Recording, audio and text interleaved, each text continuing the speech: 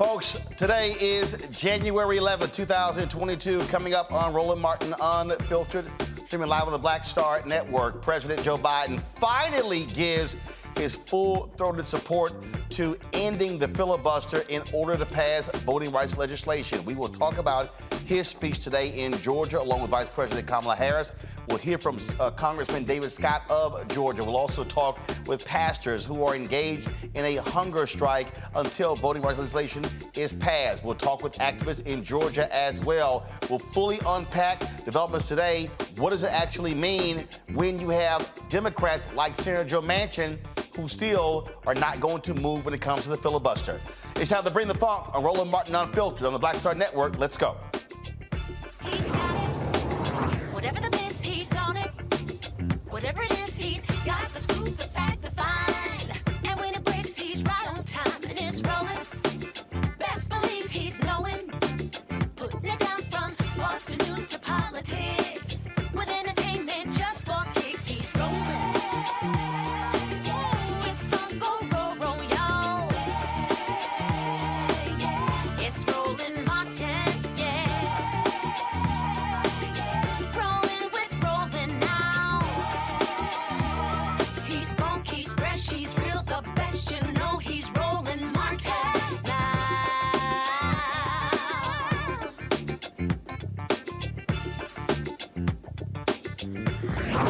Martin! President Joe Biden and Vice President Kamala Harris are flying back to Washington, D.C. after a day trip to the epicenter of the American civil rights, voting rights movement. Today, they paid respects to Martin Luther King Jr.'s and Coretta Scott King's crypt before speaking at the Atlanta University Center Consortium on the urgency to pass voting rights legislation and protect Americans' sacred right to vote. Again, there were a number of folks who were there attending the speech. Obviously, this has been an important issue. Senator Raphael Warnock, also several members of the Congressional Black Caucus were there along with the president. But joining us right now is Georgia Congressman David Scott. Congressman Scott, glad to have you on the show. We are here at this moment. Let's just be real honest. It has been the relentless year of activism by activists and others, protests, Congresswoman Joyce Bading getting arrested, of course, black women here having events, the Poor People's Campaign. All these things have been happening to move this president to do what he did today, to say we have got to end the filibuster to pass voting rights. Absolutely. And what was remarkable about today, Roland, was clearly the spirit of both John Lewis and Martin Luther King Jr. were in Atlanta, Georgia today. And you could feel the spirit. And Roland, you know, as my alpha brother, you continue to lead yourself. You've been at the forefront of this for a long time. I've been following you for a long time, and you've always been out there on top of the issues of major concern to all of us, but especially our African Americans. And there is no greater issue that we are faced with now than the right to vote. You see, people don't understand that this is the foundation of democracy. It all stems from making sure that the American people not only have the right to vote, but the opportunity. And you don't have the opportunity when they close down Sunday voting. People may call it sold to the polls, but it helps us. And we have a bill right now in the Georgia legislature to disavow that Sunday voting and all of these other things. So your timing is excellent, what we're doing up here in Washington, but we have got to keep preaching. We've got to keep talking. We've got to keep walking. And let me tell you this, I don't care what they say about Joe Biden. but he put the metal to the pedal, the pedal to the metal in that speech. And the occasion, as I told people that wanted to criticize the president, I said, my God, do you all know that the eyes of the nation, the eyes of the world are on Georgia right now, all around the whole process of voting, which is the foundation of our democracy. We lose that, we're no longer democracy. So this is a threat to our freedoms, it's a threat to our democracy, and I am just pleased with the outpouring and the performance today, and the point of the president and the vice president coming to Atlanta, the home of Martin Luther King, in the very district, congressional district of John Lewis. And it was so special because, as you may know, I know you follow my career quite a bit, Roland, but you remember John Lewis, and I was with him when we started the voter education project years ago. I was at Center College, and I went with John Lewis many places over this country. And I never will forget when we went to Waterproof, Louisiana. And it's so waterproof, it's right there by the Mississippi River in the mouth of the Gulf.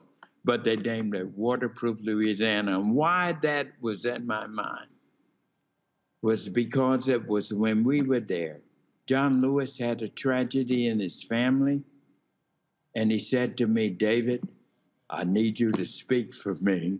I got to go.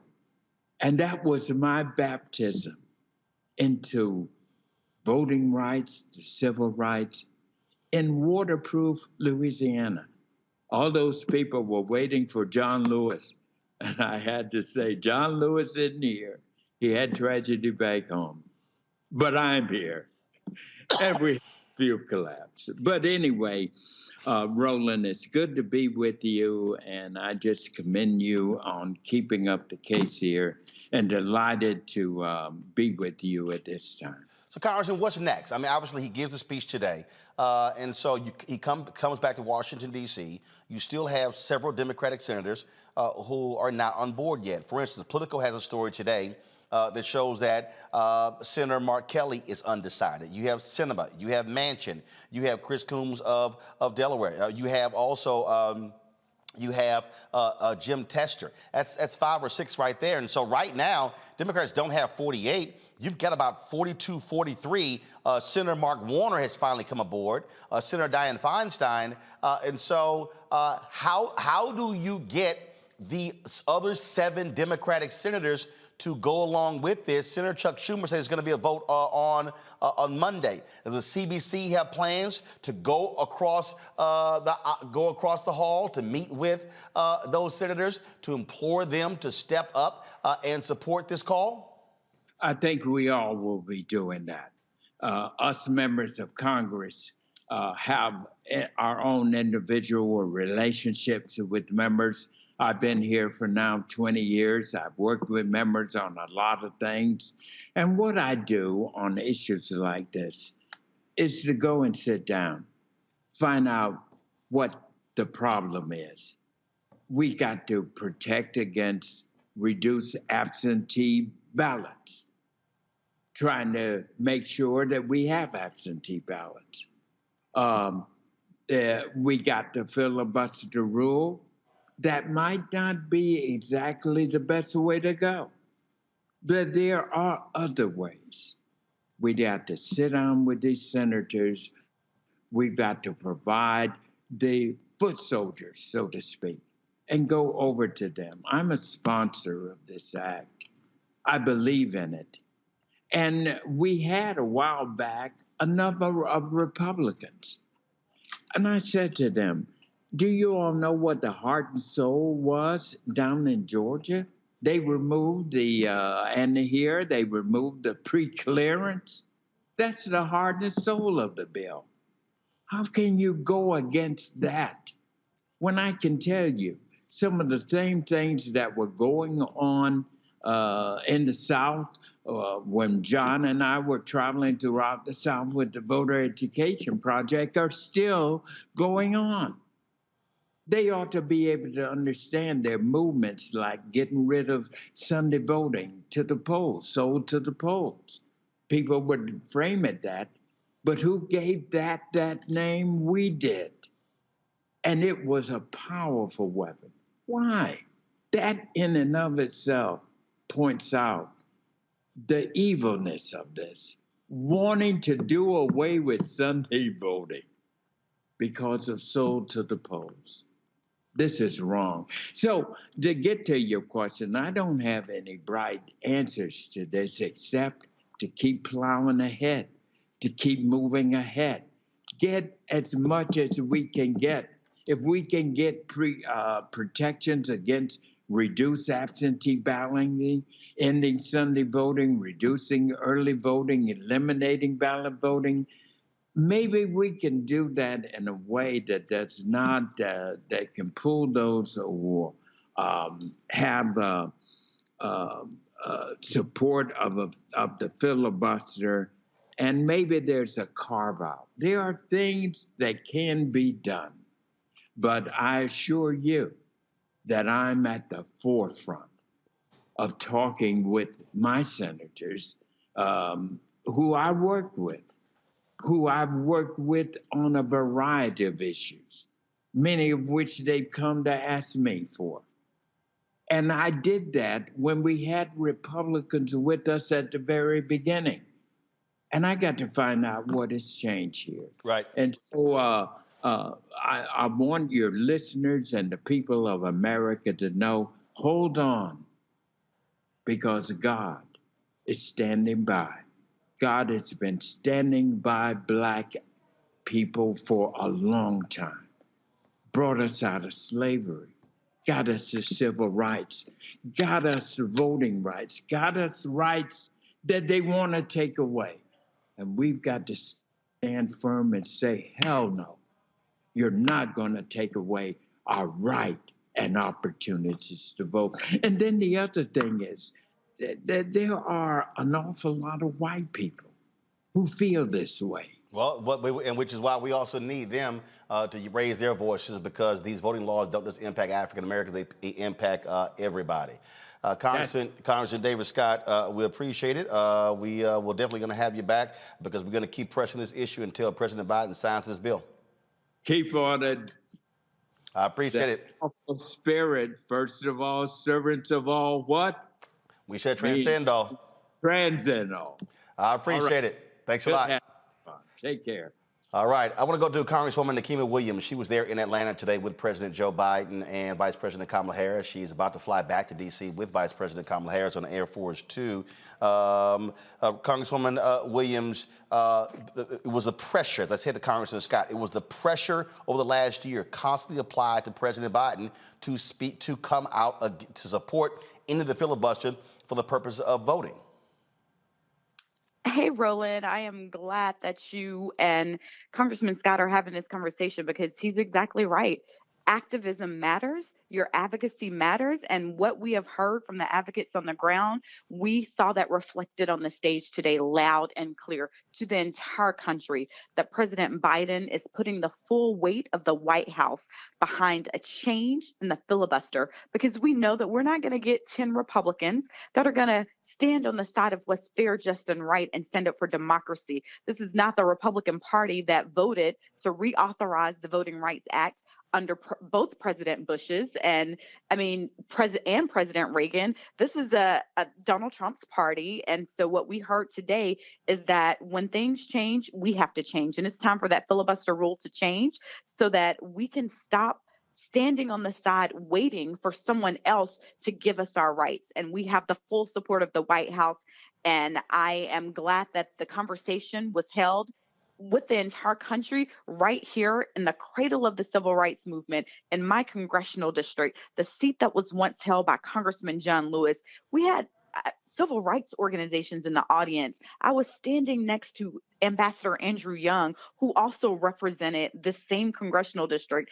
And that was a powerful speech and powerful words that I heard coming from the President of the United States today, standing on the side of the advocates who've been demanding a change in the filibuster for almost a year now. So what is the plan now? Obviously, so he's come out, he's made this speech, but the reality is he has to pull these Democrats across the threshold. And so what is going to be that plan? Senator Chuck Schumer says they're going to be voting on Monday. So how is the president going to get these holdout Democrats, there are anywhere from 5 to 7 of them, to support a filibuster carve-out for voting rights? President Biden and President Harris served in the United States Senate. President Biden has strong relationships there, and he's going to have to lean on those relationships. We have been doing this with legislation all of the entire 117th Congress. And so he's going to have to lean in these next few days to get this done. There's going to be a vote on the 17th.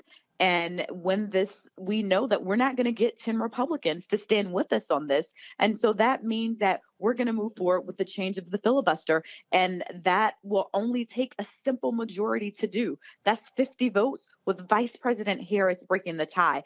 President Biden has given us his commitment, his word as a Biden. And that carries a lot of weight with me, because when he has told us that before, he has leaned in and gotten things done. All right. Congresswoman Nikema Williams, we certainly appreciate it. Thanks a lot. Please tell Vice President Kamala Harris I said what's up. Look forward to having her on the show soon. I sure will. All right, then. Thanks, Roland. Thank you so very much. All right, folks. Let's now go to, I want to show you some of what President Biden and Vice President Harris had to say today in Atlanta, and then we'll talk with some pastors who are on a hunger strike until this bill is signed into law.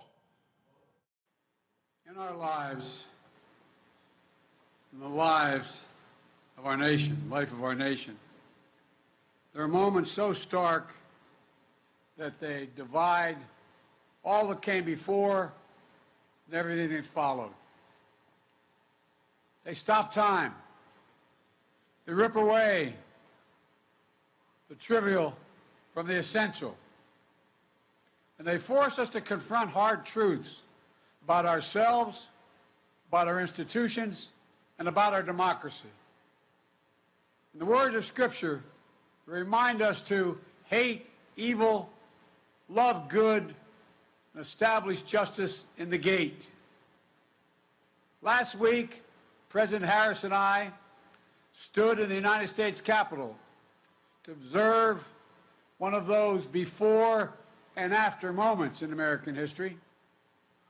January 6th insurrection on the citadel of our democracy.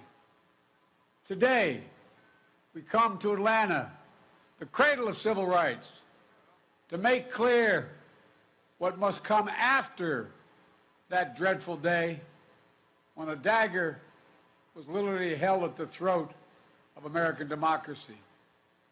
We stand on the grounds that connect Clark, Atlanta University, Morehouse College, near Spelman College, the home of generations of advocates, activists, educators, and preachers. Young people, just like the students here, who have done so much to build a better America. We visited the sacred Ebenezer Baptist Church and paused to pray at the crypt of Dr. and Mrs. King and spent time with their family. And here in the district, as was pointed out, represented and reflected the life of beloved friend John Lewis. In their lifetimes, time stopped when a bomb blew up the 16th Street Baptist Church in Birmingham and murdered 4 little girls. They stopped when John and many others seeking justice were beaten and bloodied while crossing the bridge at Selma, named after the Grand Dragon of the Ku Klux Klan. They stopped. Time stopped. They forced the country to confront the hard truths and to act to keep the promise of America alive. All right, folks. So we're going to deconstruct this whole speech of President Biden, and we're also going to play some of what Vice President Kamala Harris had to say. And so I want to go now to Reverend Stephen A. Green, the pastor of St. Luke AME Church, who joins us from Harlem. Reverend Whitney Castanem, the pastor of Mount Pisgah AME Church, who joins us from Jersey City, New Jersey. Of course, I also have my panel here with me as well. Mustafa Santiago Ali, PhD, former senior advisor for environmental justice at the EPA. Xavier Pope, host of Suit Up News, owner of the Pope law firm. Demario Solomon Simmons, civil rights attorney and founder of Justice for Greenswood. To the pastors, you are involved in this hunger strike. Joe Madison, Sirius XM radio show host, started his 66 days ago, and so you're joining this as well. What did you heard both speeches today? Your reaction to what you heard, how does that impact your hunger strike?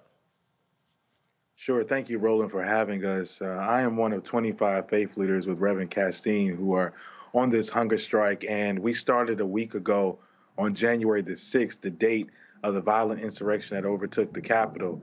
And today is a reckoning moment for the nation as we recognize that we have been waiting for the president to do his job, to speak up and to stand firm on his commitment to end the filibuster and to have Black people's back. And so now is our time. We are glad to hear the rhetoric from the president, but now it's time for it to be followed up with action, for him to call the senators into the Oval Office and commit them to voting for the John Lewis Voting Rights Act and the Freedom to Vote Act. So although we are inspired, we are not persuaded or dissuaded from our mobilization, and we will continue to hold the line to ensure that the Senate will vote on the For the People Act and the Freedom to Vote Act and the John Lewis Voting Rights Act by Monday, January 17th, the Martin Luther King Jr. Day.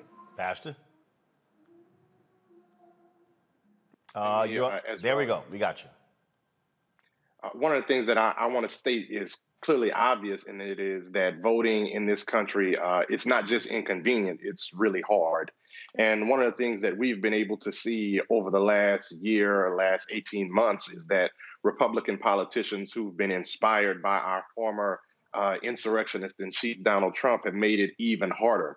And so I'm really proud to be a part of this movement with other faith leaders, other pastors across the country, because I think a few things. I think that the momentum is on our side. I know that the morality is on our side. And I also believe that the mood of the entire country is on our side.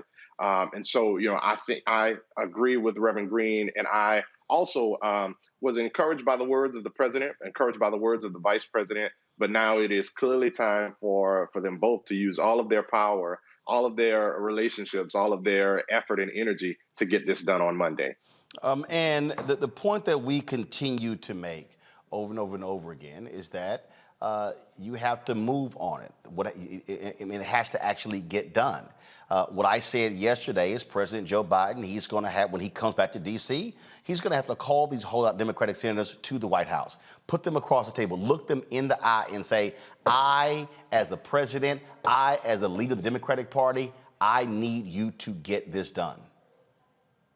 No, absolutely. He has to use the full power of the presidency. You can't stand up to Vladimir Putin and be afraid of Joe Manchin and Kyrsten Sinema. I mean, you have to use the power because the world is watching. We're talking about the future of our democracy. We're talking about the future of the entire climate of the planet, which holds on to the leadership of the United States of America. And so we're talking about the president recognizing that we are in an uncivil civil war and that the Republicans have crossed the line. They have declared war on our democracy. Democracy has already died, and now we're talking about resurrecting democracy, resurrecting the dream of Martin Luther King Jr. this weekend. And so we're not talking about trying to just protect democracy. Democracy was eroded in 2010 when Shelby v. Holder. Democracy was threatened and continued to die on January the 6th. And so now we're talking about restoring and resurrecting our democracy, and that takes a full commitment and a level of leadership that we have yet to see come across the finish line.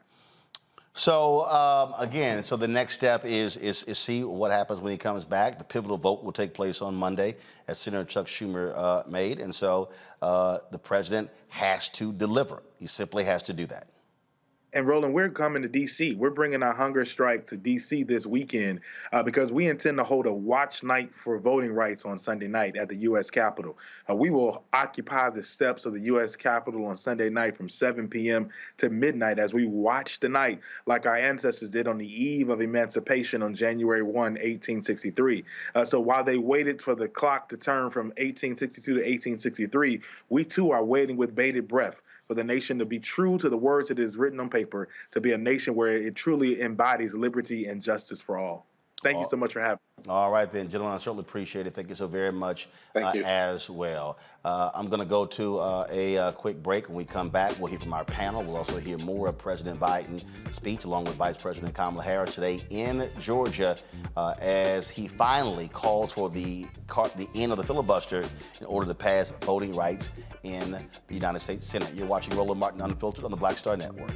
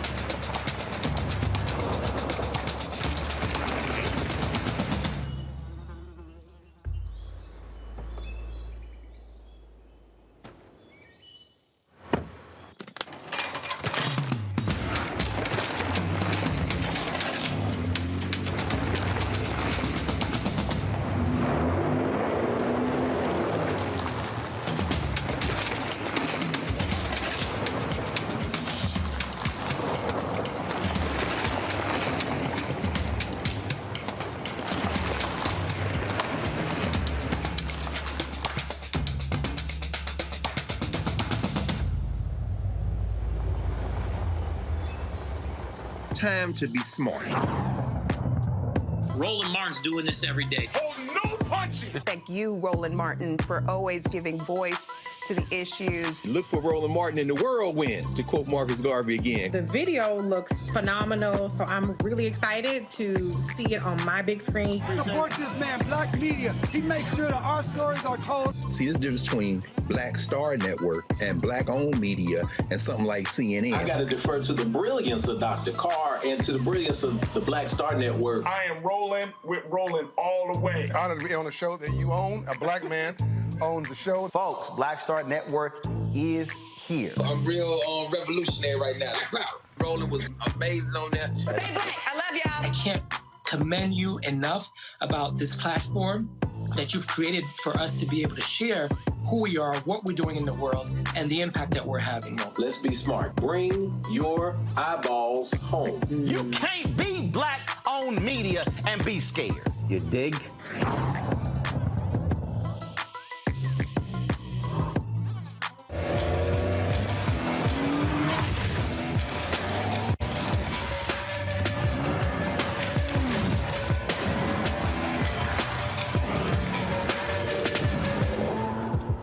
What's up, y'all? I'm Will Packer. Hello, I'm Bishop T.D.J. What up, Atlanta Well, and you are watching Roland Martin Unfiltered.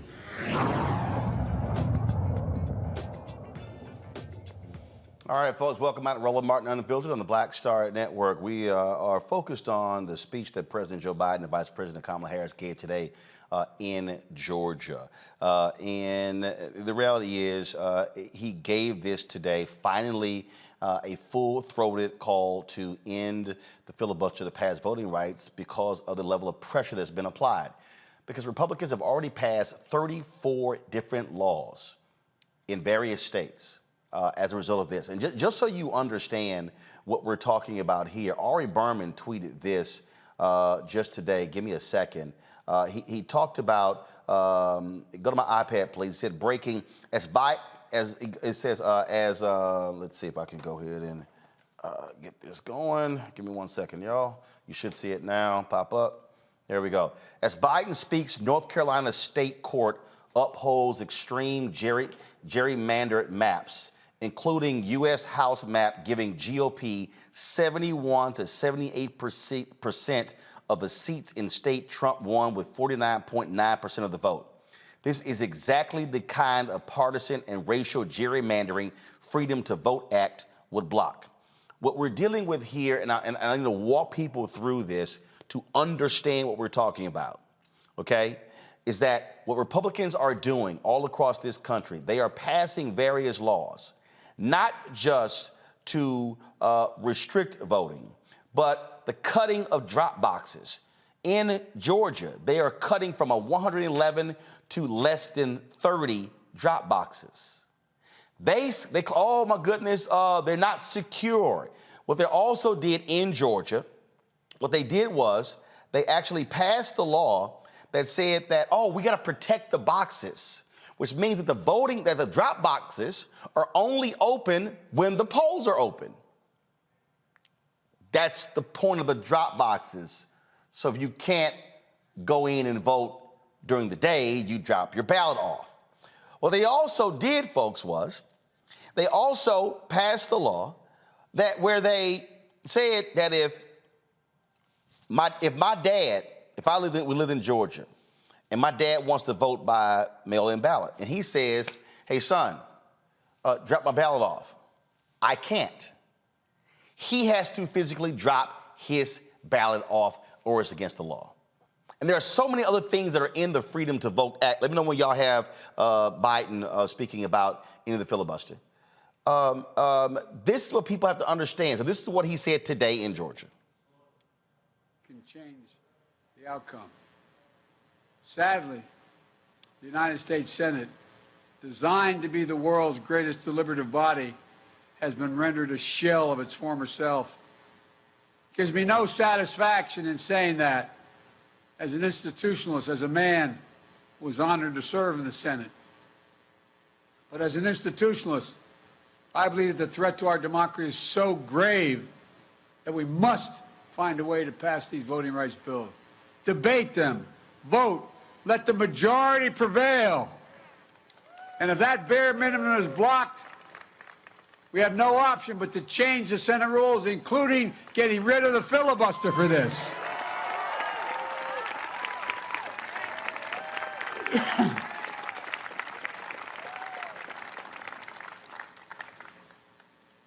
You know, last year, if I'm not mistaken, the filibuster was used 154 times.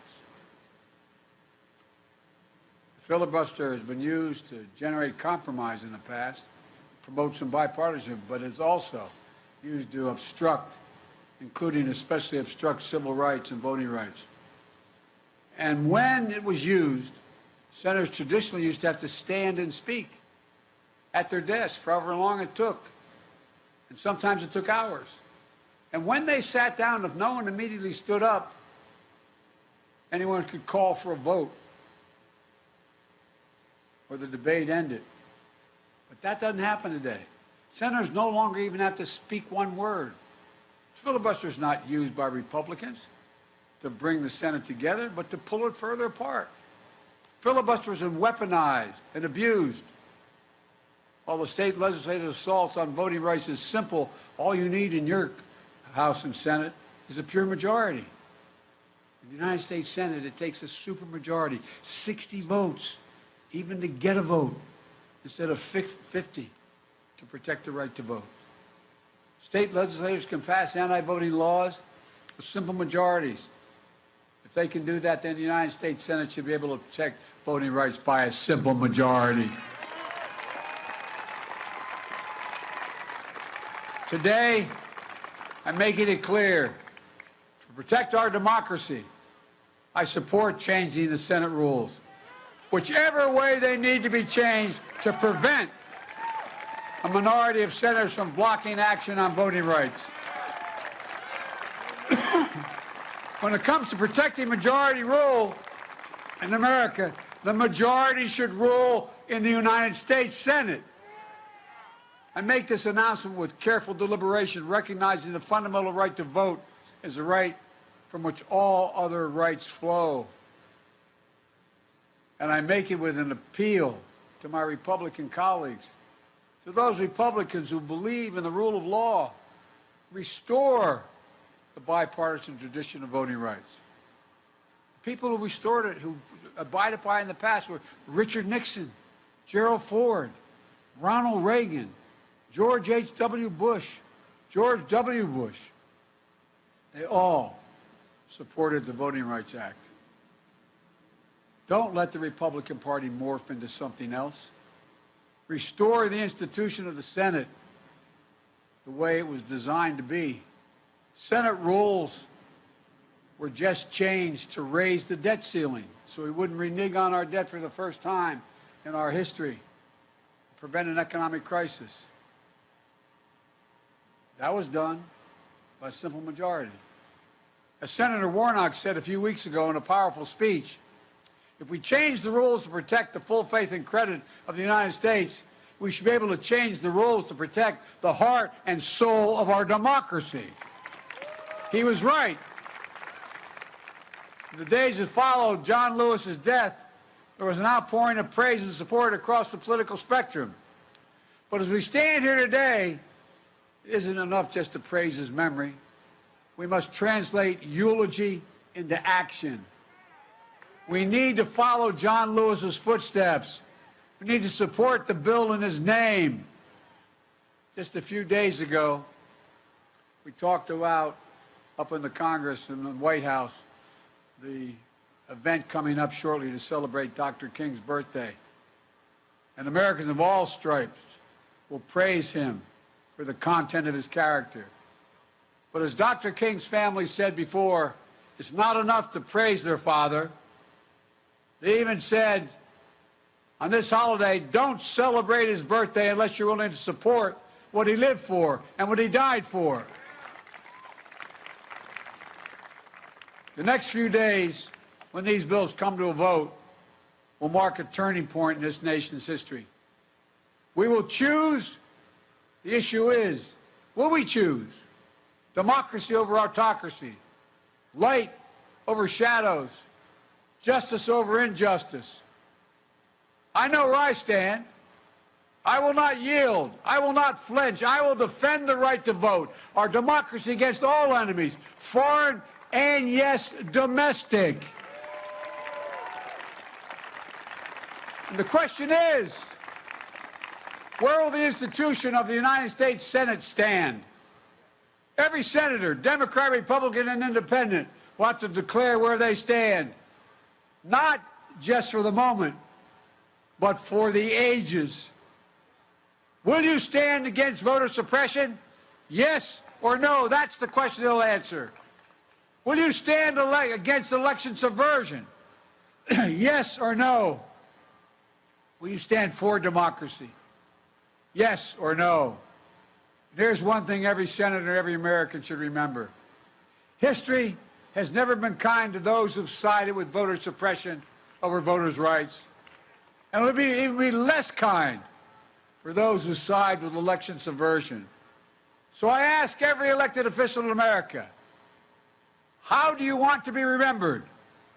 At consequential moments in history, they present a choice. Do you want to be on the side of Dr. King or George Wallace? Do you want to be on the side of John Lewis or Bull Connor? Do you want to be on the side of Abraham Lincoln or Jefferson Davis? This is the moment to decide, to defend our elections, to defend our democracy. And if you do that, you will not be alone. That's because the struggle to protect voting rights has never been born by one group alone. We saw freedom riders of every race, leaders of every faith marching arm in arm, and yes, Democrats and Republicans in Congress of the United States and in the presidency.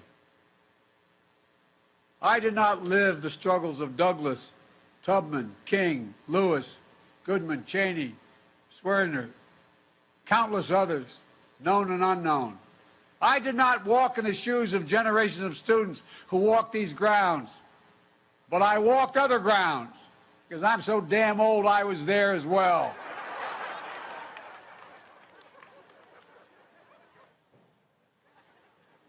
They think I'm kidding, man. Seems like yesterday, the first time I got arrested. Anyway. But their struggles here, they were the ones that opened my eyes as a high school student in the late 50s and early 60s. They got me more engaged in the work of my life. And what we're talking about today is rooted in the very idea of America. The idea, Ponder, who graduated from Clark, Atlanta, captured in a single word. She was a teacher and a librarian who was also an unyielding champion of voting rights. In 1963, when I was just starting college and university, after registering voters in Mississippi, she was pulled off a bus, arrested and jailed, where she was brutally beaten. In her cell, next to her, was Fannie Lou Hamer, who described the beating this way, and I quote, "I could hear the sounds of the licks and the horrible screams. They beat her. I don't know for how long. And after a while, she began to pray and ask God to have mercy on those people." Annelle Ponder's friends visited her the next day. Her face was badly swollen. She could hardly talk, but she managed to whisper one word: freedom. Freedom. DeMario, just so folks who have no clue what's in the Freedom to Vote Act, y'all go to my iPad, please. This is what it says on the Senate website. The bill addresses voter registration and voting access, election integrity, security, redistricting, and campaign finance. Specifically, the bill expands voter registration, automatic and same-day registration, and voting access, vote by mail and early voting. It also limits removing voters from voter rolls. The bill establishes Election Day as a federal holiday. The bill declares that the right of a U.S. citizen to vote in any election for federal office shall not be denied or abridged because that individual has been convicted of a criminal offense unless at the time of the election such individual is serving a felony sentence. The bill establishes certain federal criminal offenses related to voting.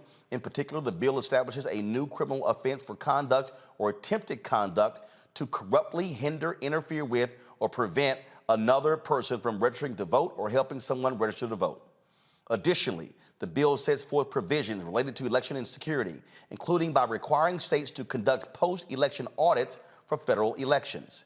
The bill outlines criteria for congressional redistricting and generally prohibits mid-decade redistricting. The bill outlines criteria for congressional redistricting and generally prohibits mid-decade redistricting. Now, I love this here, y'all. This is the next one. Listen, the bill addresses campaign finance, including by expanding the prohibition on campaign spending by foreign nationals, requiring additional disclosure of campaign-related fundraising and spending, and requiring additional disclaimers regarding certain political advertising, and establishing an alternative campaign funding system for certain federal offices. DeMario, the reason Republicans are so dead set against ending the filibuster, and the reason why these 50 Democrats had better wake up, is because of what I said earlier with the Ari Berman tweet. Republicans are changing the laws, where in Tennessee, they hold 7 of the 9 congressional districts. They are trying to break Nashville up into multiple parts so they can control 8 out of the 9. They have done this in Wisconsin, Georgia, Texas, Florida. We could go on and on and on. So what they are doing by controlling the state legislatures, they are going to use that power to ensure that if you're in a state, if 55 to 58, and sometimes if 60% of the people in that state voted Democrat, they will always remain in control. Yeah, absolutely, Ro. This is a very important show, and just appreciate you educating our community. You know, I would just say that was a pretty strong speech by President Biden. You know, each week I've been calling on this type of a speech. I've been saying the Democrats need to be stronger, and I've also said many times There was not just Manchin and Sinema. There was other Democrats. And now that's coming to the forefront, and everybody's cards have been put on the table, and I'm appreciative of that. Look, Roland, as you've outlined so well, this is a crucial scenario for our people. If this does not happen, the Republicans, who we know are against Black people, they're against truth, they're against justice, they're against equity, they will submit themselves as the ruling party for generations to come. They will get a majority in the House, and it will be almost impossible for it to be broken based upon how they gerrymandered everything. Every possible tool that the president can use, and I'm not the president. I don't know what the tools are. I'm not the vice president. I don't know what the tools are. But whatever tool they have to go all in right now. And I like your idea, Roland, of calling those Democratic senators over one by one and talking to them, and then coming out and telling the media what they discussed and where are they on their commitment. So this is crucial for us as a people, not as Democrats, but as Black people, because we know the Republicans do not care about us. They want to subjugate us. They want to discriminate against us, and they don't care about the wrong side of history. All they care about is power, wealth, and access, period. So folks, understand this. Today, there's an election in Florida to replace the late Congressman Alcee Hastings. And when the votes are counted tonight, that means that the Democrat is going to win that particular race. Okay, it's a special election, and then of course you have the election in November. That means that Democrats will have 222 votes in the House, and so this is Sheila Sherfilis McCormick. She is the candidate. Go to my iPad. This is the Washington Post piece. This is a photo of her. She is going to win, likely win tonight. All right. So there are 9 people who are running. So here's what the deal. They're going to have 222 votes to 212 Republicans. The seat of Devin Nunes Mustafa is the only one that is vacant. If you begin to study the numbers, and we always know that the incumbent president, this party loses seats during the midterm. So Democrats are already up against facing tremendous headwinds. But what people have to understand, if they are able to move out in Florida could potentially get rid of anywhere from 4 to 5 Democrats. Texas is looking to get rid of 2 to 3. Then you look at Ohio. Then you look at Tennessee going from picking up 1. So you start adding it up. The Republicans could literally change the lines, and they could pick up anywhere from 15 to 18 seats before a vote is even cast. Exactly. That guarantees they're going to be in the majority. And because they control the state legislature, you can't make any changes for 10 years. That means 5 elections. That means that they will control the House for the next decade. Yeah, I mean, you know, this is a long-term strategy that is now playing. And they understand that not only do they want to own and control the House and the Senate, of course, they want the presidency, they want the Supreme Court and all the judges that are there. And then, of course, moving past the trifecta is also making sure that you control all of the state houses or the majority of the state houses.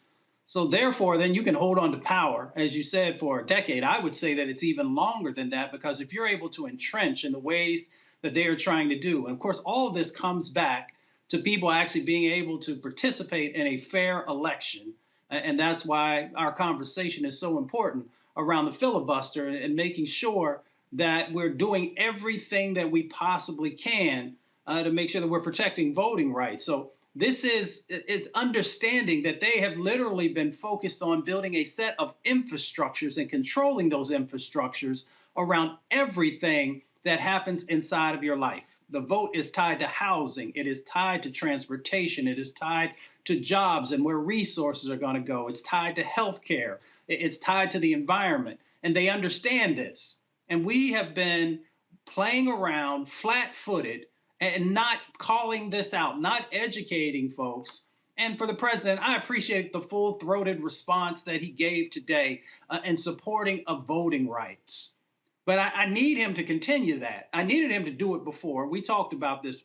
But now he has got to, for the amount of time that is remaining, he should be having fireside chats where he is bringing those folks who are part of the civil rights movement who fought to be able to vote. There should be conversations in front of the country literally every day or every evening. Let's say every evening, because after folks get off work.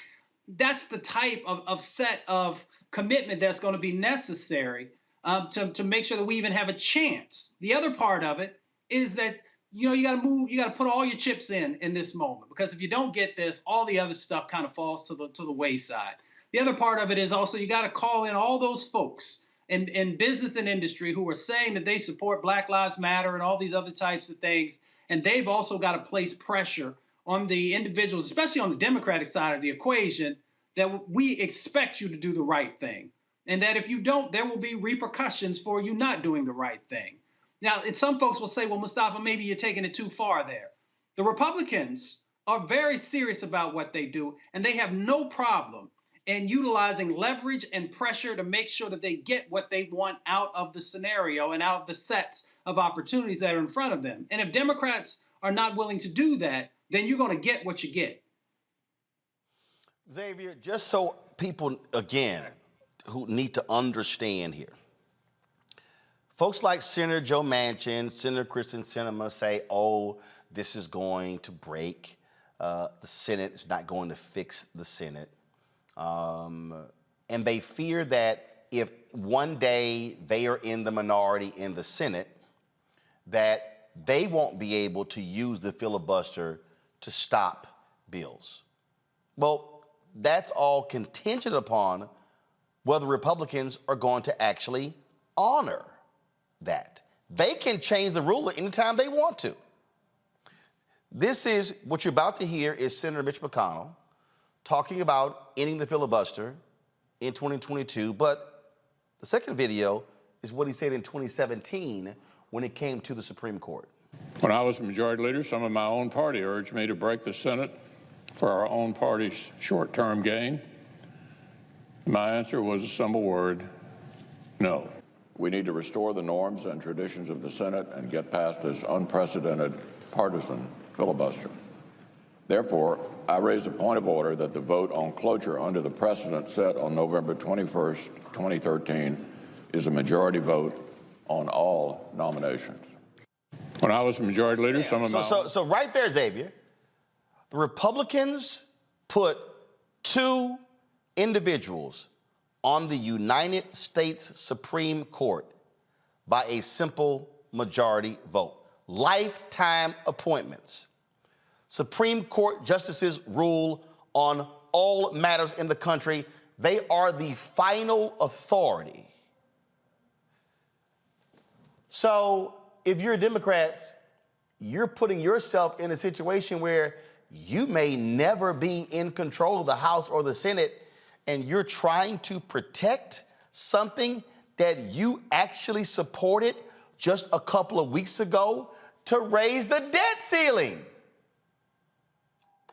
Roland, until this nation recognizes we can't center what we do based on white conservative Republicans and the racist animus that is bubbling in the country, we won't be able to move forward. And the fear that the Democrats have had over a segment of the population that they couldn't win and waited for a year to act when the Republicans, when they know they have the rules on their side, they're going to act. When they have the position in their power, they're going to act. They're going to manipulate whatever rules they need to be able to do to be able to make sure they are implementing their plan, which is a long-term strategy, by the way. The response that you're seeing from the Republicans now, they're just part of that strategy. That's part of them making sure that they're pushing, kicking the can down the road, getting the Democrats to stall and to go further along in the process so that we get close to the election and nothing happens. This is what they want.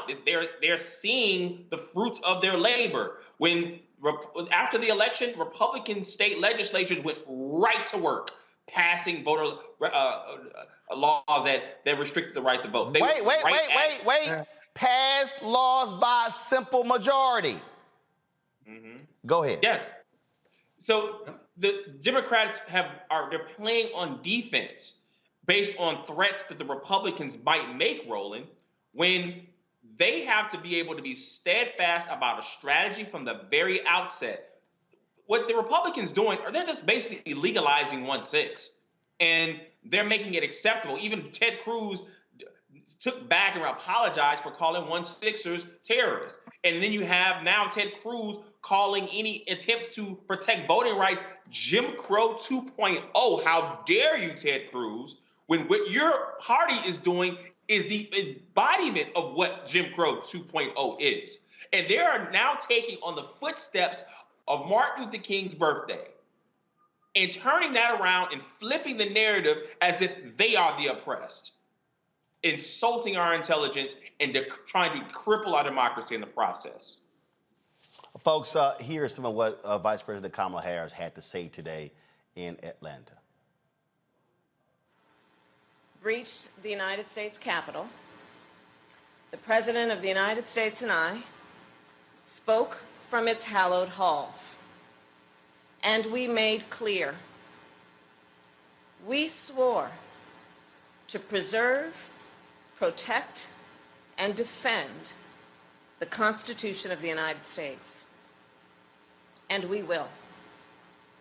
We will fight. We will fight to safeguard our democracy. We will fight to secure our most fundamental freedom, the freedom to vote. And that is why we have come to Atlanta today, to the cradle of the civil rights movement, to the district that was represented by the great Congressman John Lewis, on the eve of the birthday of Reverend Dr. Martin Luther King Jr. More than 55 years ago, men, women, and children marched from Selma to Montgomery to demand the ballot. And when they arrived at the state capitol in Alabama, Dr. King decried what he called normalcy. The normalcy, the complacency that was denying people the freedom to vote. The only normalcy anyone should accept, Dr. King said, is the normalcy of justice. And his words resonate today. Over the past few years, we have seen so many anti-voter laws that there is a danger of becoming accustomed to these laws, a danger of adjusting to these laws as though they are normal, a danger of being complacent, complicit. Anti-voter laws are not new in our nation, but we must not be deceived into thinking they are normal. We must not be deceived into thinking a law that makes it more difficult for students to vote is normal. We must not be deceived into thinking a law that makes it illegal to help a voter with a disability vote by mail is normal. There is nothing normal about a law that makes it illegal to pass out water or food to people standing in long voting lines.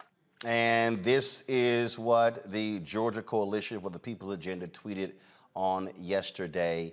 Back to Lincoln County today, we're still gathering petition signatures to stop the Board of Elections from closing 6 of 7 polling locations. And so while there are people who were critical of Black Voters Matter and other groups for not attending today's speech, they've made the point that their work continues, and that's what's going on. We're going to keep, of course, covering this story, see what happens over the next several days, but also be very mindful of Republicans who are going to be posting wonderful things about Dr. King on Monday.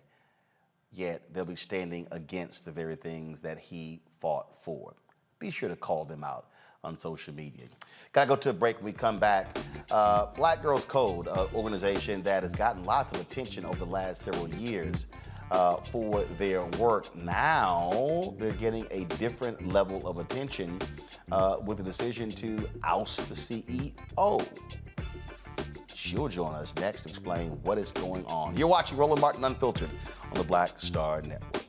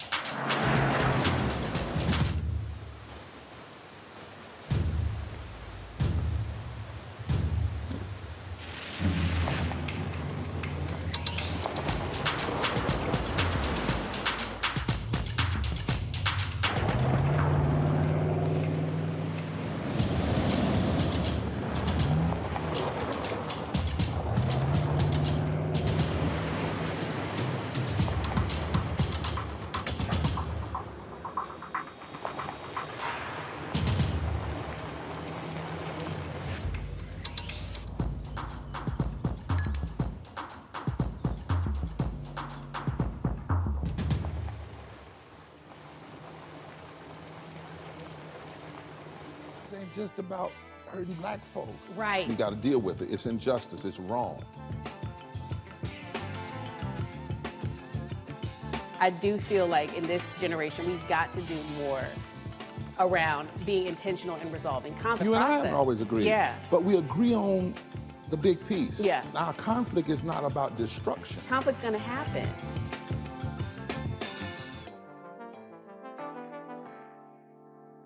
How y'all doing? It's your favorite funny girl, Amanda Seals. Hi, I'm Anthony Brown from Anthony Brown and Group Therapy. What up, Lana Well, and you are watching Roland Martin Unfiltered.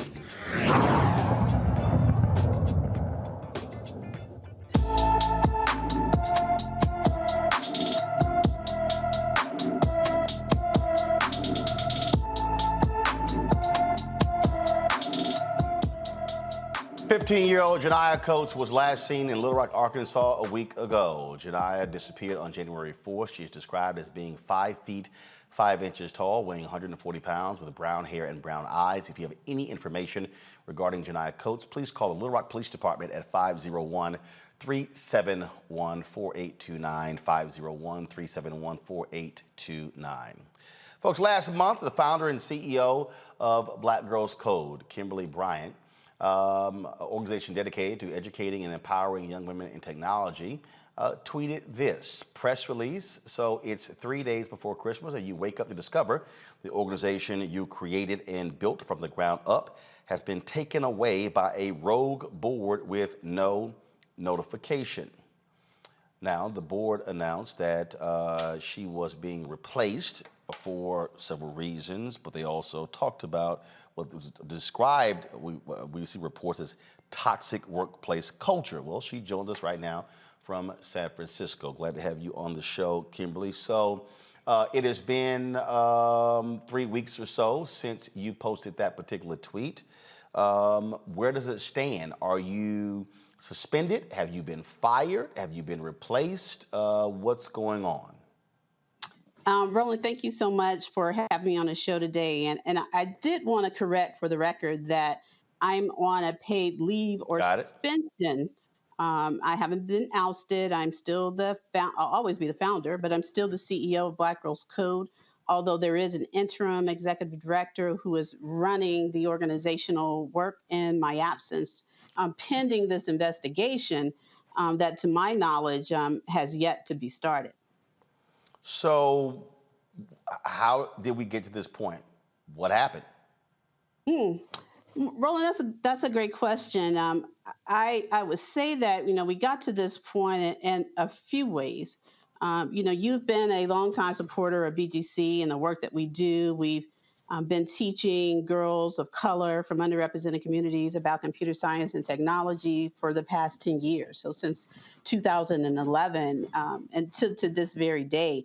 Over the last 2 years, however, we experienced this period of really rapid growth. So coming into 2020, like many other organizations, we were kind of shocked, if you will, to have to go into a totally different space of how we do our work due to the pandemic that began at the beginning of March.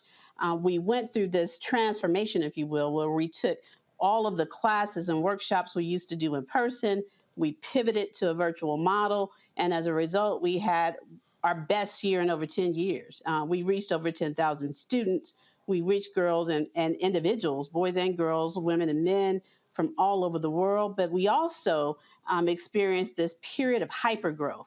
So what I mean by that is we came into 2020 with an organization of about maybe 7 or 8 individuals, ended with a little bit over 20 individuals at the end of 2020, as well as coming into 2020 with gross revenues or net revenues, if you will, of a little under $2 million to ending 2020 with net revenue of about $40 million, slightly under $40 million. So the organization was really in this period of both rapid growth from all this revenue and support that we, as so many other social justice organizations, received in the wake of George Floyd's killing. And we also grew our work and started to experience a bit of turmoil, if you will, in a culture that's trying to adjust from being a really small grassroots organization to a very large, heavily resourced one. And due to that, we had some challenges. And as a result of that, even now, some bad actors have come into play to interrupt us from the good work that we've been doing for the past 10 years. TechCrunch posted this on December 27th, that the Black Girls Code Board of Directors said they formed a special committee to review and evaluate complaints made by current and former employees about Bryant's conduct. The board formed a special committee to review the complaints and placed you on administrative leave. There's a comment here from Heather Hiles, who's the interim board chair, where it says that that the board has a fiduciary responsibility to protect the organization and the well-being of its staff. I can confirm that the recent activities are a result of following through in that responsibility. Were there any complaints from folks that were brought to you, that were brought to HR, anything that came to you before this action was taken? One of the things that I have said before, which, this all started to unfold on December 21st, and to this date, I have not been told by any member of the board, from any board president or any board member, what exactly it is that this investigation is focusing on. Like, I have not been asked, I have not been told, I have not given a statement to the board, nor have they told me why there is a need for an investigation of me. So you've been on leave for 3 weeks and have no idea why? No idea why. As I mentioned, we experienced this period of hyper growth, as well as we had some employee turmoils and issues in the middle of the year that we as an organization started to address. So we hired an external culture strategist, Carla Monterosa from Brava Partners. We hired her to do an employee cultural pulse survey to understand what's some of the things that were happening in this very multi-generational diverse workforce that we were building. We hired another organization, a consultant, Agility Consultants, to come in and do a salary and compensation study for our team so that we could raise our equity level, because as I said, we grew and we wanted to be able to compensate our team accordingly to the growth that we experienced. So we just finished that compensation study with really a clear pathway of what our compensation policy will be now into the future at the end of December. We brought in an executive coach to work with myself, as well as the new members of senior leadership and our executive team. So we have been doing the work to address these issues as we grew this high growth organization with very little support from anyone else, internally on our board of directors. So to be hit with this at the end of, this period of both growth and where we were really doing the work as a leadership team to make sure that we built equity in our organization is the most I want to say challenging, but it's really, really disappointing because when a person brings in a board, that statement is right. You bring in a board to actually help support the mission and the work. And it's unfortunate at times when organizations, especially Black organizations and Black-led organizations, don't receive that support internally to get through the growing pains. And that's really what I want to build in the future for other Black women founders and other women in leadership like myself, because there's still a gap, evidently, and I am the example of it here, of how we as women in leadership are sometimes not supported and certainly not given the grace to fail and get back up again and keep moving forward with our missions. So what's next? I mean, obviously, you said you haven't had, no one said anything to you. You have no idea. All right, what's next? Your guess in terms of what's next in terms of this situation is I'm still waiting. What I'm here to do is to support getting through a fair and unbiased investigation that gets to the facts. There could be many truths, but I believe, because I'm an engineer, there's one set of facts. And I would like to see this issue resolved as quickly as possible so both the organization and myself can focus on this work that we started back in 2011. You yourself have supported, and so many others in our community, and because we need to do this work to support our girls. For me, this future is really about driving this conversation of when Black women lead. These are the sometimes unnecessary fruits of our journeys and our pathways. And I want to build more equity and advocacy in my work in the future and have an even greater impact than we have done with Black Girls Code to date by really focusing on how we support Black women in leadership roles, how we give them access to mental health support, because this ordeal for me as a mother who founded this organization for my daughter, who found out this unfortunate news on my mother's birthday, it has been traumatic. And I want this to not happen to other women like me in leadership roles. And so I want to build resources to support their mental health journeys. And also, last but most importantly, funnel their endeavors for the girls that have been a part of our program and other Black women, really give them the tangible resources so it doesn't take 10 years to get to the point that Black Girls Code did. And then you finally have the resources to actually do this work, and you get it, and it takes so much of a struggle to get there. So I really want to dedicate this next generation of the work that I'm going to do with my mission to focus on that type of work and advocacy for other Black women. I would encourage folks to follow this story. I have had a community of founders and supporters create a website for me on WeSupportKimberly.org. There's a letter of support there. I encourage people to sign it. I encourage people to continue to support organizations like Black Girls Code, but also to look at how do we uplift, help, and give voices and support to other women like me who have experienced some of these similar things. So go to WeSupportKimberly.org for that, or follow me on any of my social media. It's the number 6 in GEMS, and watch this space. All right. Kimberly, we appreciate it. Thank you so very much. Thank you, sir. Appreciate you, Roland. All right, folks. The first woman to be elected as the mayor of New Orleans has begun her second term. LaToya Cantrell was sworn in Monday as the city's 51st mayor. She thanked the citizens of New Orleans for giving her another chance to lead the Big Easy. I am grateful to be here with you on today, but I am deeply grateful to begin a second term as the city of New Orleans. You all have ensured that I have another 4 years, but we have another 4 years. Another 4 years to go. And you know what? 4 years ago, we made history when you elected me as the first woman mayor to lead this great city. Thank you again for entrusting me with the honor of leading our city. You have placed your confidence in me, and in my vision for just how great we can be. Cantrell's first term was plagued with issues that caused economic hardship for the city. She had to contend with hurricanes and, like everyone else, COVID. Folks, speaking of first in Louisiana, last month Susan Hudson defeated the 17-year incumbent Orleans Parish Sheriff Marlon Guzman in a runoff election to make history by becoming the first black woman elected sheriff in the state of Louisiana. She joins us now on Roland Martin Unfiltered. Sheriff, how you doing? I'm well, Roland. Thank you so much for having me. Glad to have you here. We were supposed to have you last week, but the death of Sidney Poitier caused us to have to change our whole news cycle. But certainly glad to have you back. So, all right. So you now the top cop in the county. What's your plan? We ran on a simple platform. We're going to take better care of those who are incarcerated. We're going to take better care of those who are working in the jail. And we're going to listen to our community and be accountable to them for every dollar that we spent and every action that we take.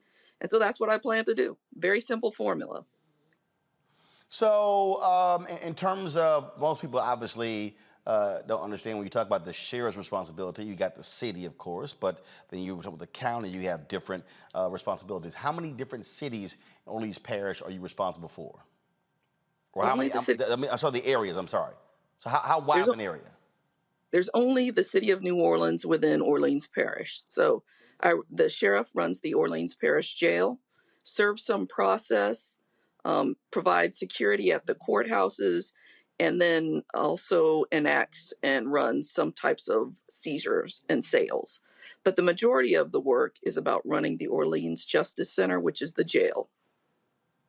So one of the things that we've heard a lot about, we hear people talking about mass incarceration. They talk about criminal justice reform.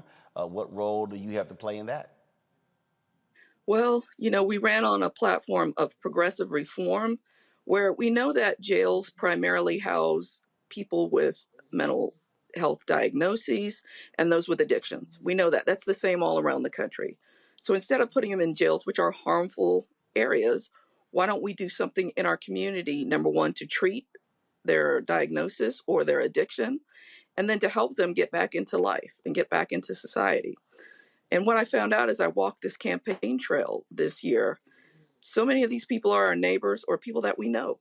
And so when that message resonated with so many families who are dealing with a loved one with a mental health diagnosis, like I have, or dealing with somebody with an addiction. So that is prevalent all over our city, all over our parish. And so that resonated with people. Let's help people and try to prevent crimes as opposed to making people worse by locking them up.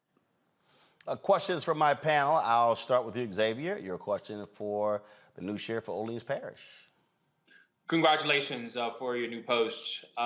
There were issues with your predecessor in terms of not allowing defense attorneys access to their clients in the midst of the Omicron surge.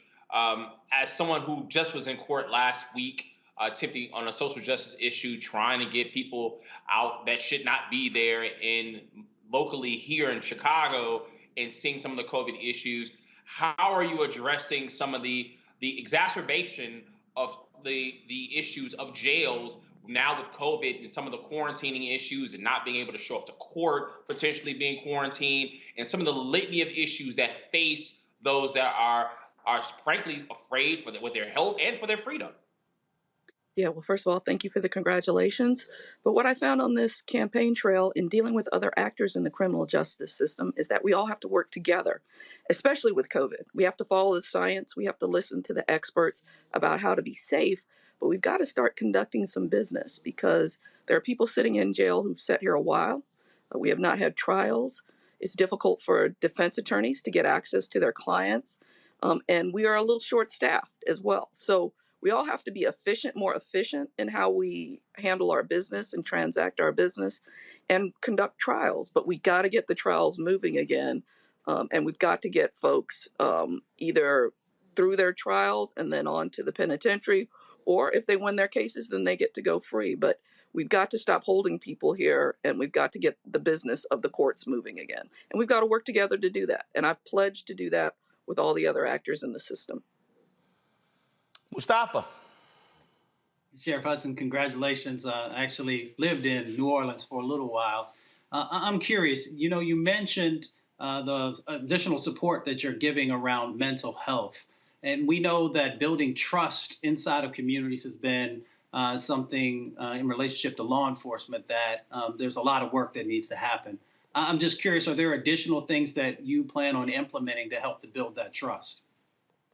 Yeah, in our city, in the parish, which is a group that we want to do something different. So I was the independent police monitor monitoring the New Orleans Police Department before I left that job to run for sheriff. And one of the things we worked on is starting at how we feed people into the system. And that is with how the police respond to calls for service. And so we looked at how many calls there were for mental health crises, and there were a number of them. And so why can't we have alternative responders for that? So we're not feeding people into the jail. And then let's have places for them to be treated when they need custodial care or when they need to be in a bed. And then let's have follow-up care. Let's not just drop them after that, like after they leave the jail or after they leave a hospital bed. We've got to have that continuity of care from start to finish. We know that we have to do that as a city, and we started working on a game plan for that. And so one of those things is also to make sure that we don't house people in the jail. And the sheriff that I beat, Marlon Gusman, wanted to build a mental health jail. I did not want to do that. And I think that is one of the main reasons that I did win. I said we need to take that funding and have diversion centers and treatment centers instead of building a jail so that we can treat our community, help people, keep them out of the jail, which again only harms them, and then allow people to have, good lives and return to living in this city, which is an amazing city to live in. All right, DeMario.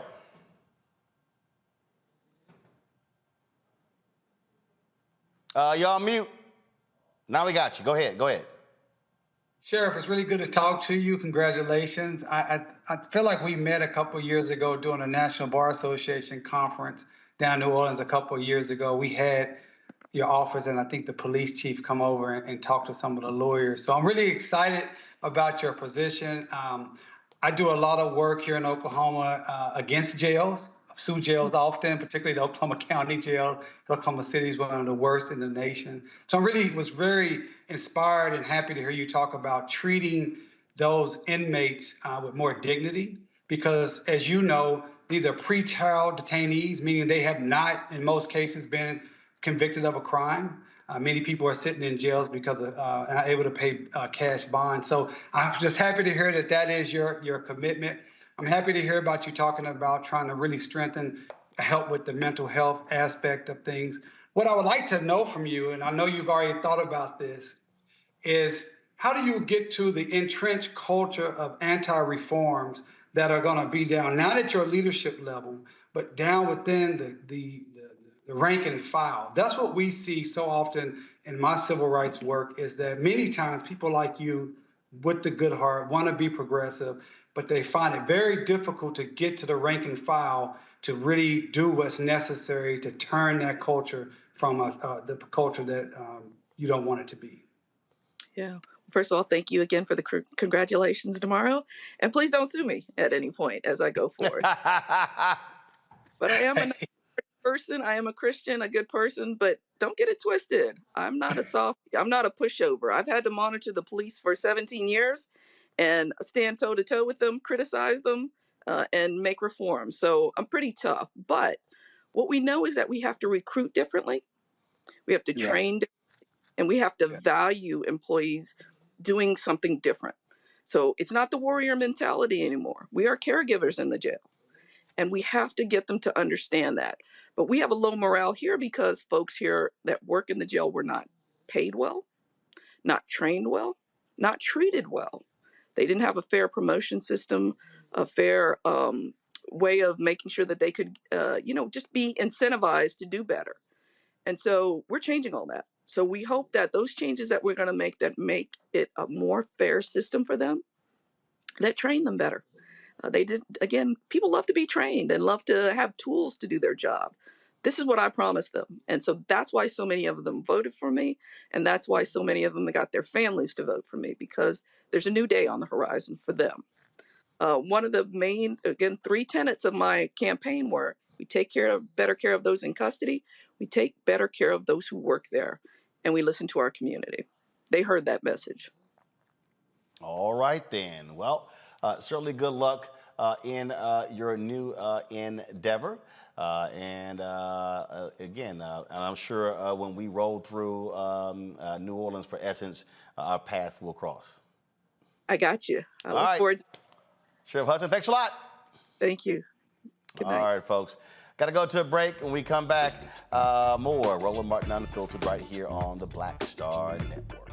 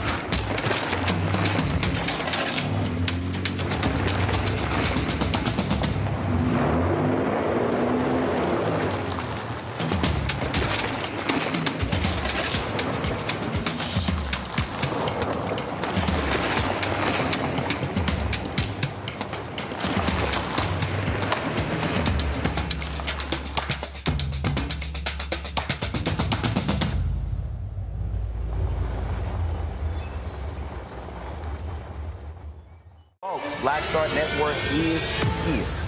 Oh, no punches! I'm real revolutionary right now. Support this man, Black Media. He makes sure that our stories are told. Thank you for being the voice of Black America, Roland. Stay black. I love y'all. All momentum we have now, we have to keep this going. The video looks phenomenal. See, there's a difference between Black Star Network and Black-owned media and something like CNN. You can't be Black-owned media and be scared. It's time to be smart. Bring your eyeballs home. You dig?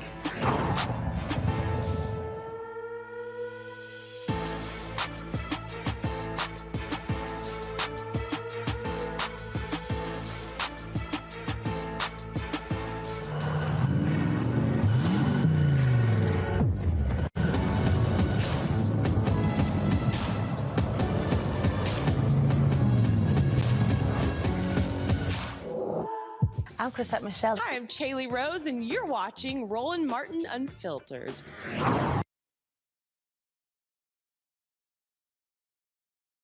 The Senate has voted to posthumously award Emmett Till and Mamie Till Mobley, his mother, with a Congressional Gold Medal. Lawmakers voted unanimously on the bill. Republican Senator Richard Burr sponsored the bill. The Congressional Gold Medal is an award bestowed by the United States Congress. It is the highest expression of national appreciation for distinguished achievements and contributions by individuals or institutions. There's no word when the official ceremony will take place. You know, here's the deal with what's very interesting, DeMario. They will vote unanimously to award the Congressional Gold Medal to Emmett Till and his mother, Mamie Till Mobley. But they will not say a word to Senator Rand Paul, who blocked the anti-lynching bill. So you're awarding Congressional Gold Medal to the late Emmett Till and the late Mamie Till Mobley, but you actually won't pass an anti-lynching bill and the brother was lynched. You know, Roland, this just reminds me of what we were dealing with here in Tulsa during the centennial for the Tulsa Race Massacre, where they wanted to plant trees, they wanted to put benches out, they wanted to have graffiti art, but they didn't ever want to cut the check for reparations and to repair the harm for people like my client, Hughes Van Ellis, who turned 101 today. Shout out to Hughes Van Ellis, one of the 3 living survivors of the Tulsa Race Massacre. We're tired of symbolism. You know, I don't know if the Till family asked for this, so I don't want to disparage them if this is something that they wanted. But as a national black folks nationwide, this is a slap in the face. You vote for a symbol of a medal, but you won't vote for the Emmett Till lynching act. And the fact that we're even having to talk about trying to get a lynching act in 2022 is, I'm laughing because it's not funny. It's not a funny laugh. So this symbolism is something that I'm very fed up with. I don't appreciate it. And I think it's just another way to show that these people are not serious about our rights and our dignity. And just so people need to understand something here, Xavier, I just want y'all to see this headline. Senator Burr blocks another black female from 10-year judicial vacancy. That is the Court of Appeals there. And two eminently qualified African-American women. And Burr was one of the folks who blocked them. So you are, and then here's what's so crazy. One of the black women he blocked was one that he recommended in 2009. So I'm sorry, I'm not impressed, Senator Burr. Can I just say one other quick thing? I'm sorry, go ahead, Xavier. But I just wanted to just say quickly that this is just he would have blocked her in 2009. It was politically expedient in 2009. What we see now is the open racist way that the Republicans are advancing upon this democracy, the way they are putting forth their politics. They've had these policies and the way they approach race and power for a long time. But now they have a seat open window, and they're looking at their populace and their base of supporters and saying, maybe convince a certain certain number of white people to look at it and say, oh, we have the numbers, we're the majority population, and eventually they can convince enough to go along and continue to push their agendas and keep them in power. So now it's politically expedient for him to turn around and go against a decision that he was for just only a few years ago. So that's what we're seeing rolling right now. And Mustafa, this is from PolitiFact, where Burr reveled in being responsible for the longest judicial vacancy in history, a seat on the federal district court serving Eastern North Carolina. So I'm not interested in Senator Burr and what he did here, because when it comes to the real, what's happening today, the non-symbolic things, he actually stands in the way of voting rights. He is supportive of the North Carolina efforts to racial gerrymandering. He has not said anything about what Republicans have done to block, to stop black folks from voting in that particular state. And by the way, he also was the one who during COVID got those private briefings and then went out and sold stock, him and his brother. That's the same Richard Burr. Senator Burr can't change his spots. He's not interested in changing his spots. They will do the window dressing. Don't get me wrong. A congressional gold medal for, Brother Emmett and his mother is incredibly important because it is a part of history and they need to be honored in that space.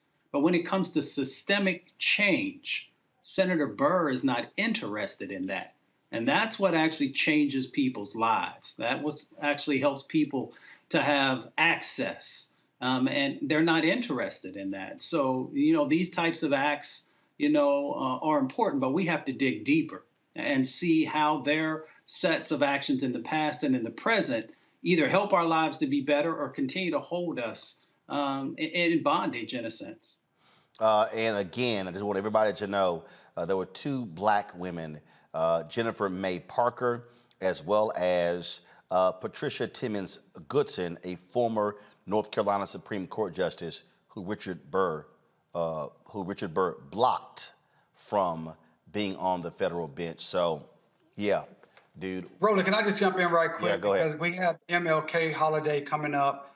And this symbolism is something that sickens me each and every year. Mm-hmm. We have these parades around the country, and we have a very big one here in Tulsa, Oklahoma. And you allow all these corporations and organizations who are racist, discriminatory throughout the whole year. You allow them to come out, participate in these parades, have some type of float and matching uniforms, and do some type of dance step, and they can check the box and look good, and they did some symbolism. We have to stop allowing these people who are against us to be able to get over on these symbolisms, lack of substance activities like this particular gold medal congressional award. Someone should have said, Richard Burr, you cannot, how can he be the one to sponsor that? That is offensive to me that Richard Burr is the one that sponsors something for Emmett Till when everything he does is to support the degradation that got Emmett Till killed in the first place. Bump a medal, give us reparations. Bump a parade and get in our parade, give us proper education, proper jobs, proper pay and equity, those type of things, or don't allow them to participate in your events. It's just like white politicians coming over to black churches during election season, standing up there telling some type of story. If they don't have a record and a history of doing truth, justice, and equity and what's right for our people, they should be shunned, and don't allow them to utilize you as a cover for their racist and anti-black behavior. Well, and that's why I believe what has to happen is we have to have what I call a racial index. And that is when folks want to buy tables at our events, when you have individuals who want to be on the board of the NAACP or the National Urban League, if they want to come and do things, okay, do you have black board members? Who are your black executives? What businesses are you doing supplier diversity with? Are you supporting black-owned media? Where you would lay it all out. Oh, you're not? Yeah, you can't come. And see, that's why when they had that, that's why when we were in Tulsa, when they had the investment conference, if you will, I was actually mad. See, some folks pulled out. The reason I didn't pull out, because damn, I wanted to speak so bad, because I wanted to call them out to their face.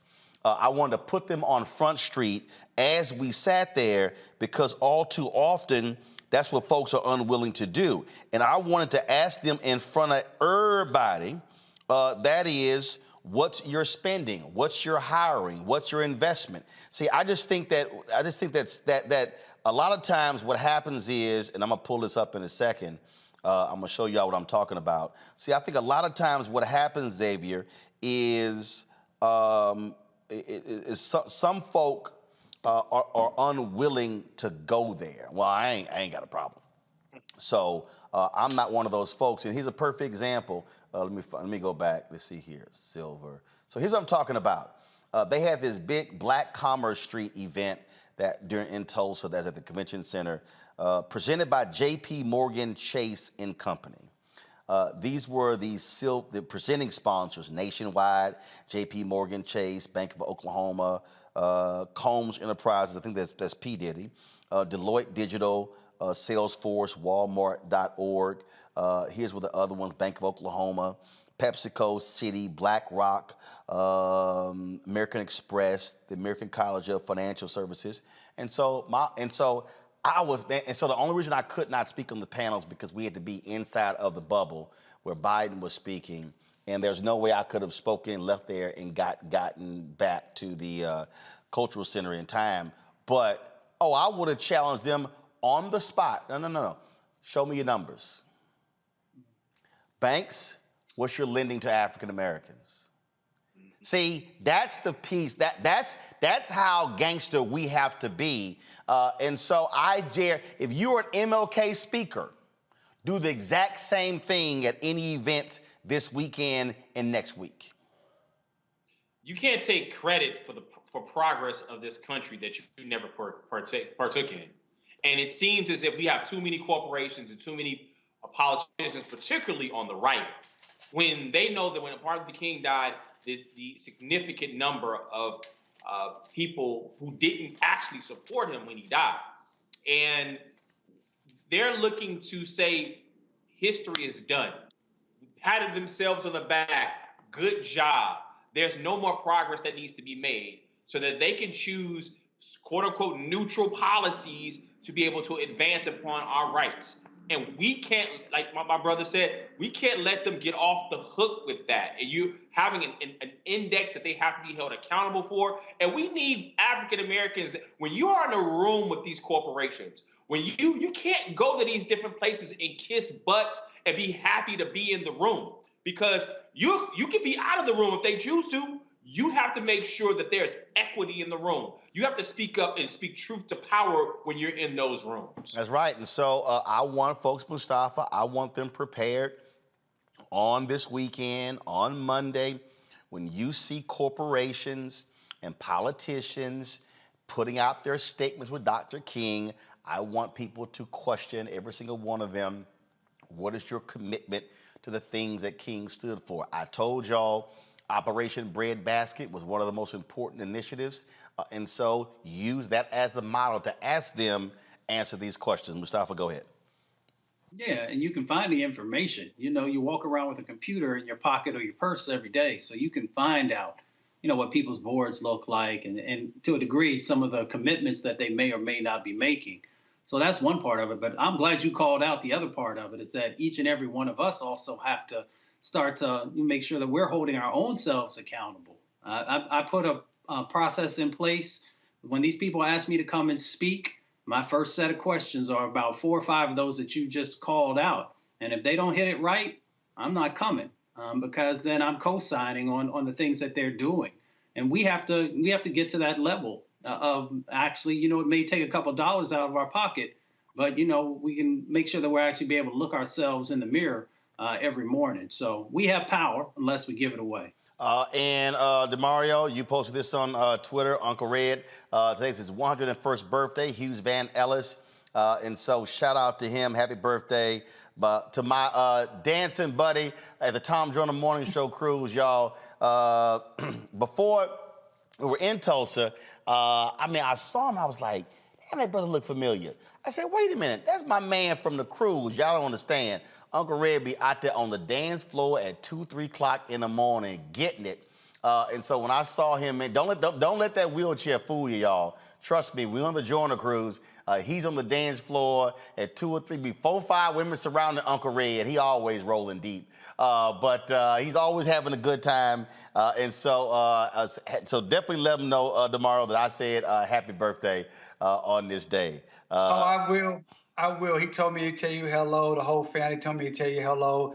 And Roland, like you said, he went on a cruise earlier, a couple months ago. He just got back from West Africa. He spent Christmas in Detroit and Atlanta. The guy has never stopped. He's never stopping for justice. He told me to tell the nation that he's 101 years old. He's waited over 100 years for justice for what happened to he and his family and community here in Tulsa. And he wants to see justice and reparations for Greenwood. He wants it now, and he wants to be able to move forward with his case. So he's going to be real happy when he sees this video, Roland, because you know he's a big fan of yours.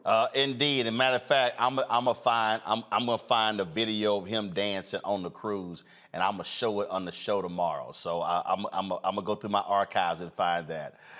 Y'all, real quick before I go to a break and we go to our Black-owned business segment sponsored by Verizon. The name of the off-duty officer accused of killing an unarmed man in North Carolina has been released. The Cumberland County Sheriff's Office identified the deputy as Jeffrey Hash. Hash shot and killed 37-year-old Jason Walker after he alleged that Walker ran into traffic and jumped on the moving vehicle that the sheriff's deputy was driving. Hash is on paid administrative leave. On the second day of protest, Fayetteville City Council voted to ask the Department of Justice to become involved in the case. And so we're going to continue to follow that, see what happens next. All right, folks, got to go to a break. When we come back, we'll talk with the owner of a black virtual mall. That's right, in our Marketplace segment brought to you by Verizon. You're watching Roland Martin Unfiltered on the Black Star Network.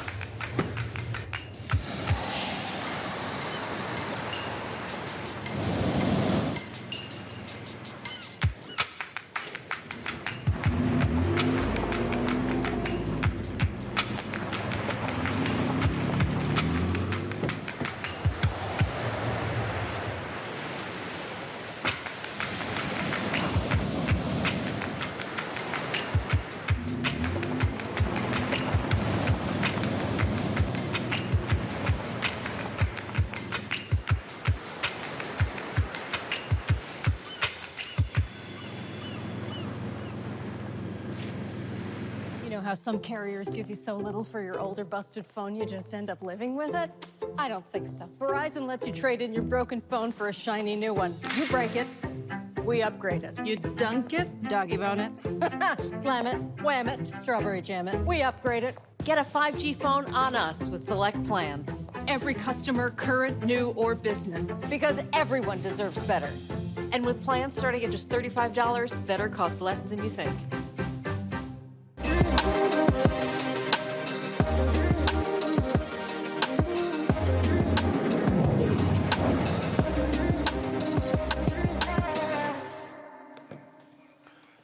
All right, folks, the pandemic shut down plenty of businesses, and black businesses were especially hit, with 40% of them closing business. So a futurist and serial entrepreneur took notice and created the concept of a black virtual mall. Joining us now is the founder of the Black Virtual Mall, Alquincia Selawayne from Brooklyn, New York. How you doing?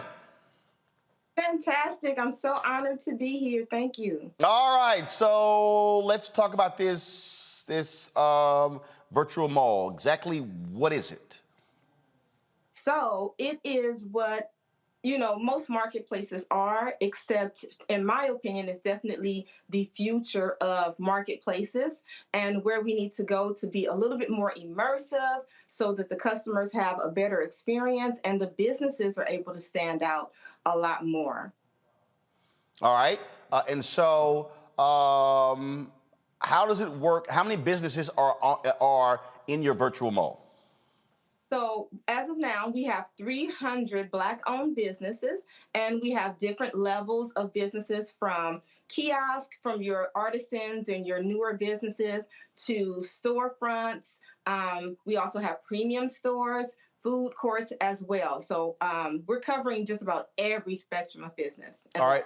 Now, now how can people access the virtual mall? So it's really simple. You go right to the blackvirtualmall.com. It's best used from your experience. I mean, from your laptop, best experience from your laptop. And so that's it. It's very intuitive. As soon as you get there, you'll see the virtual environment. You just click the screen and the navigation is that simple. Everything is just very intuitive. Click. You'll see the signage everywhere. And then you're able to go and see the booths that we have with all of the branding from the different businesses. You can click onto the booths and actually access them that way, or there's a navigation panel right there below. All right, so so y'all, I want y'all to come back to me and I want you to go to my iPad. So I see this right here, so I'm gonna tap that, and then it's gonna take me in. So I have, so obviously that's a video that explains what the mall is. And so let me go through here. So you see the top up here, folks, and we increase it.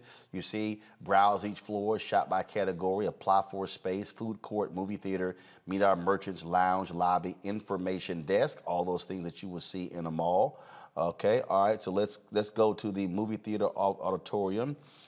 Click here to enjoy free, entertaining and educational content. So we click that, and all right, so if you want to watch these things, so basically you're able to buy these items, buy something to watch. These are actually free items. So I offer some courses that I have. You can watch the course for free, but this one in particular, if you wanted to download the ebook for the course, you'd be able to buy that. But you can see the course completely for free. Got it. Okay, cool. So we hit play. So let's say we go back. All right, let's just do this here. Okay. The lobby, you can click. All right, so let's go to the food court. All right, let's see here. Say it again. This is one of the favorites. The food court actually gets so much traffic. One of my favorites is at the top to the left. So if you click there, if you go back right to the top to the left, there's We Shuckin' and Jivin'. And what I like that we do here differently is you're able to, if you have a video or a promo, you're able to greet your customer in a way that you typically don't get to in any other platform. So if you click that video right there, she has a promo video. So you can get a sense of who she is. All right, so let's do that. Hold on one second. Audio, guys. I want some real good food to eat. I want shucking and jiving, shucking and jiving. I want shucking and jiving. Shucking and jiving. I want shucking and jiving. Well, I know I got what you want. I know you like that jive shrimp.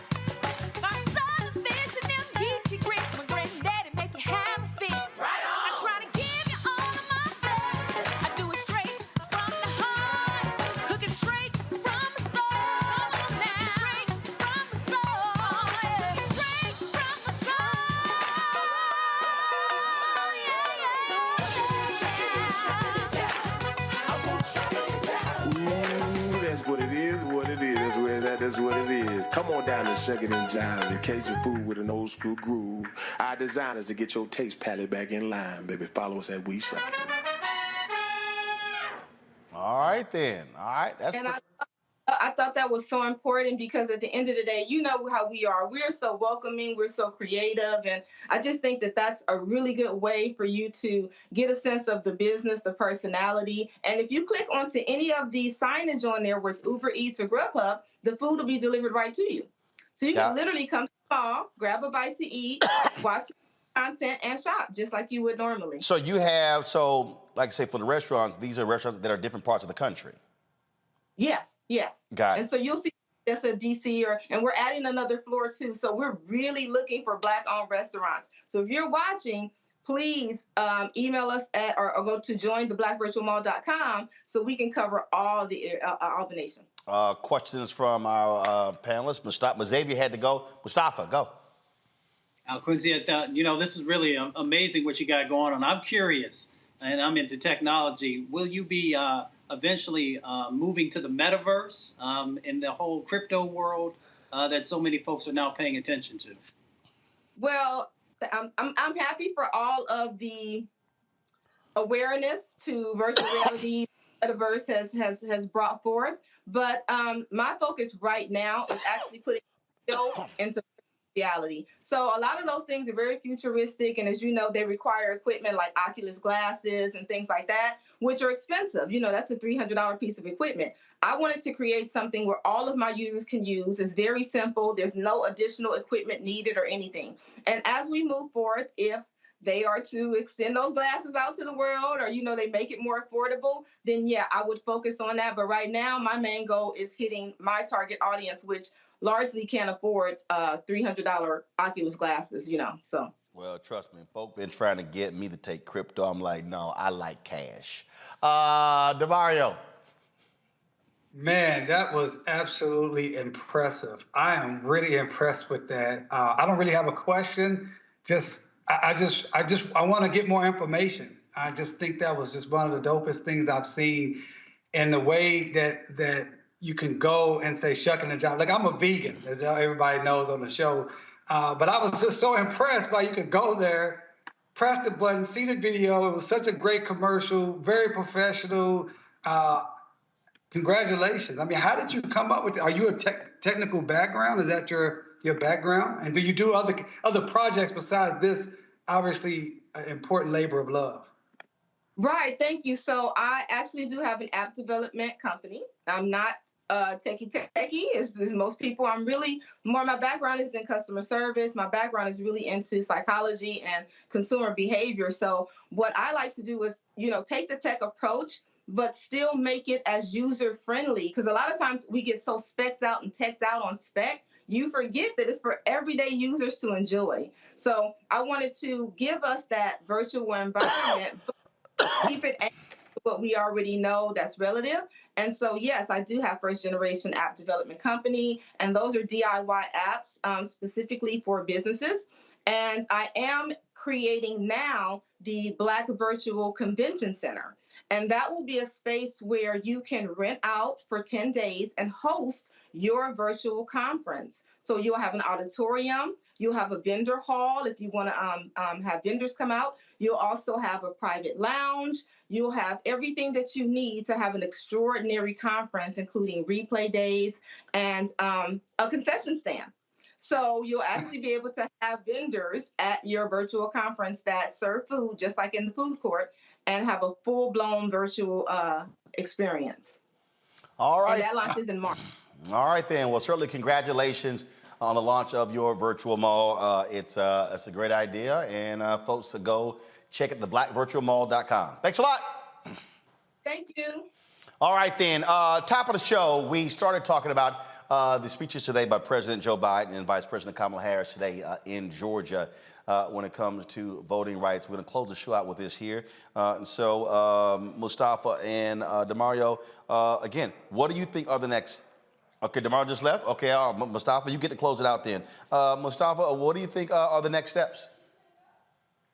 The president is going to have to continue to engage with folks and to highlight why and how these issues are so important. I think, again, we're going to have to also make sure that those business leaders who say that they stand with the president, that they're also leveraging power, and then each and every one of us. And as we said before, it is going to take a multiracial set of folks actually reaching out and putting pressure on those Democrats to do the right thing. And then we'll still have work to do even after that.